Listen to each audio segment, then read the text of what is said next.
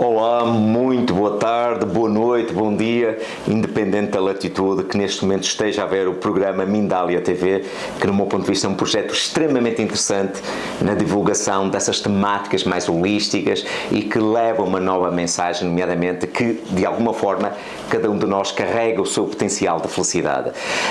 Eu chamo-me Alberto Lopes, sou neuropsicólogo e hipnoterapeuta e trabalho com a hipnose clínica, nomeadamente na vertente da regressão. E uns desafios que me fizeram foi falar sobre uma técnica que é tão antiga como a própria humanidade, ou seja, a hipnose de regressão.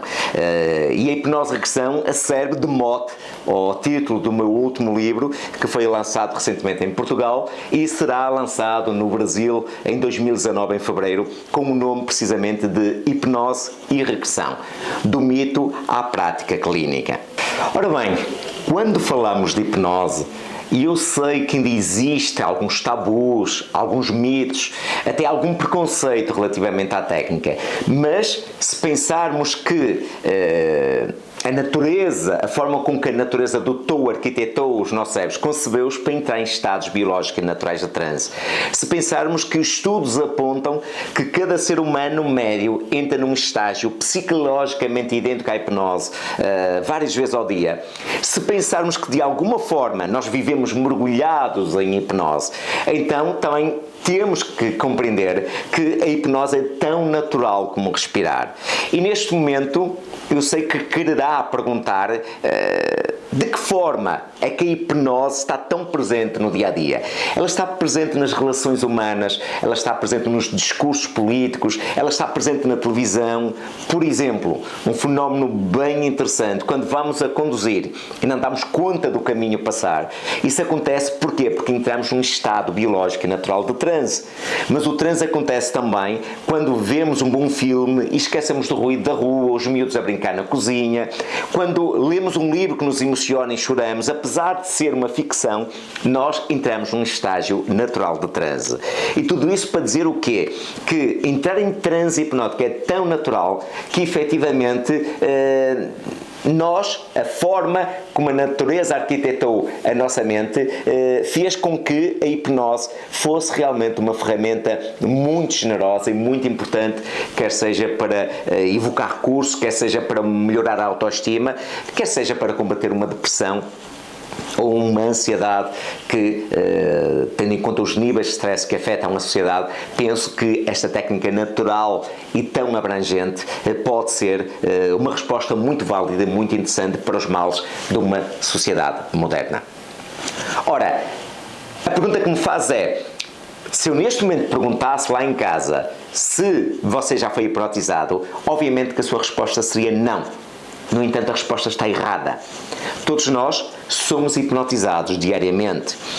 E quando nós recuamos nas brumas dos tempos, percebemos que a hipnose é uma prática tão antiga como a própria humanidade. Por exemplo, a antiga civilização egípcia utilizava práticas hipnóticas para ajudar a controlar e a modular a dor. O famoso papiro de Ébres, encontrado 2500 anos antes de Cristo, revela o uso da hipnose numa trepanação, ou seja, um buraco feito no crânio de um soldado com recurso à anestesia química. Por exemplo, o berço da civilização moderna, a antiga Grécia, tinha um templo inclusive dedicado ao deus grego do sono, ou seja, o hipnos, do qual a hipnose foi cunhar o seu nome, onde os sacerdotes hipnotistas evocavam o deus do sonho para curar maleitas dos assistentes ou das pessoas que afluíam aos templos.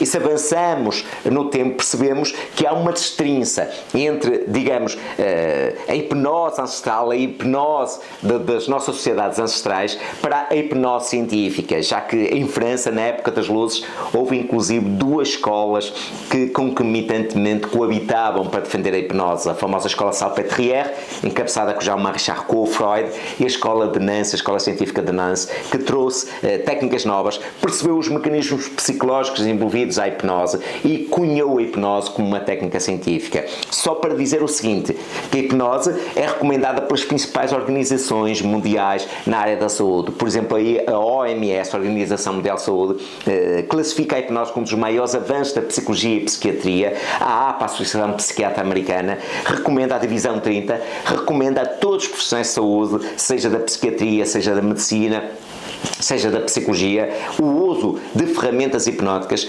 para ajudar os pacientes a ultrapassar mais rapidamente as suas maleitas, já que a hipnose é uma técnica inócua, natural e não invasiva que pode realmente fazer a diferença para os males de uma sociedade moderna. E isso é realmente muito interessante de perceber.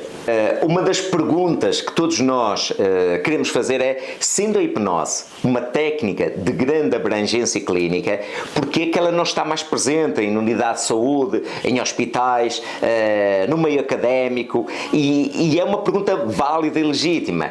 E de facto é importante que se diga que Portugal tem dado um enorme contributo para que a técnica seja validada e reconhecida. E eu tenho orgulho de ter contribuído para um estudo, o primeiro estudo comparativo entre o uso da analgesia hipnótica e o remifentanil, que é um potente opiáceo utilizado em cirurgias nos centros de intervenção cirúrgica nos hospitais, e ficou demonstrado efetivamente que a hipnose apresenta níveis equipotentes de analgesia, onde os mais potentes opiáceos em doses leves a moderadas, e isso é realmente muito interessante, já que estamos a utilizar a melhor anestesia que a natureza nos deu, a mente humana, certo? Sem efeitos colaterais, com custos muito mais suaves para o erário público e, sobretudo, com menos efeitos colaterais, já que depois de ser submetido a uma analgesia hipnótica, ao fim de 3, 4 minutos a pessoa está pronta a ir embora, sem os famosos efeitos nefastos da anestesia química. Mas também um dos estudos que nós fizemos e que está, de facto, a levantar muito entusiasmo no meio académico é utilizar o manancial das técnicas de hipnose em doenças tão inóspitas como o cancro, como as chamadas doenças autoimunes, as doenças reumáticas como a artrite reumatoide, a esclerose múltipla, e verificou-se que o manancial de técnicas de hipnose permite, primeiro, ajudar a modular e a combater a dor, digamos, atenuar os efeitos da terapêutica do cancro, nomeadamente os efeitos da quimioterapia, alivia as náuseas, os enjoos, ajuda a ultrapassar as insónias e a pessoa até sente menos efeitos, nomeadamente dos efeitos colaterais da comorbilidade da terapêutica. Eu estou a pensar nas queimaduras através da radioterapia, evita, ou não na totalidade, mas atenua a queda do cabelo e outras maleitas que afetam as pessoas que eventualmente passam por uma terapêutica do cancro. Além disso, a hipnose ensina, ajuda o corpo a reagir à doença, porque eu tenho para mim que se o corpo foi capaz de criar a doença, ele tem a sabedoria necessária também para a combater. Saibamos nós utilizar as técnicas necessárias para que o corpo possa fazer uso desse potencial imenso que é a hipnoterapia. Porque eu digo muitas vezes, e citando agora Charlie Chaplin, que o cérebro humano é o mais extraordinário brinquedo já criado. Nele encontram-se todos os segredos, inclusive o da sua felicidade. Portanto, vale muito bem a pena perceber que a hipnose atualmente é prática corrente nas principais unidades de saúde, nomeadamente na Europa. Estou a pensar no Hospital de Liège, no Centro Pompidou em França. Eu conheço colegas, cirurgiões torácicos, cirurgiões na área da tiroide, que utilizaram a técnica da hipnose com progressos notáveis e, sobretudo, com menos efeitos colaterais. Portanto, saibamos nós ter a inteligência necessária para dar uma oportunidade à técnica, para aquela que demonstre todo o seu potencial, porque quem atua no terreno percebe que a hipnose traz algo de novo à terapia, porque não só ajuda a dobrar a depressão, ajuda a combater a ansiedade, faz uma melhor gestão do stress, e, sobretudo, ajuda, ensina o corpo a reagir à doença. E isso é algo muito interessante de experimentar num setting hipnótico.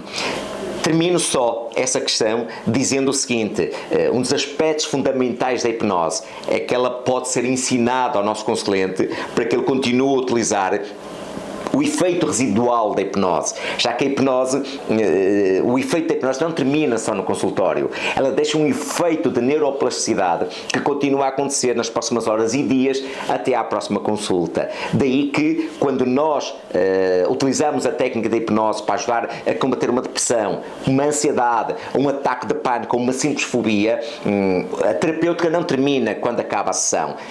O paciente leva ferramentas para que possa continuar a fazer, digamos, a sua autorreestruturação, a sua neuroreestruturação, seja no transporte público, seja no metro, seja quando tem algum momento para estar em frente ao mar a descansar e entrar num processo de auto-hipnose.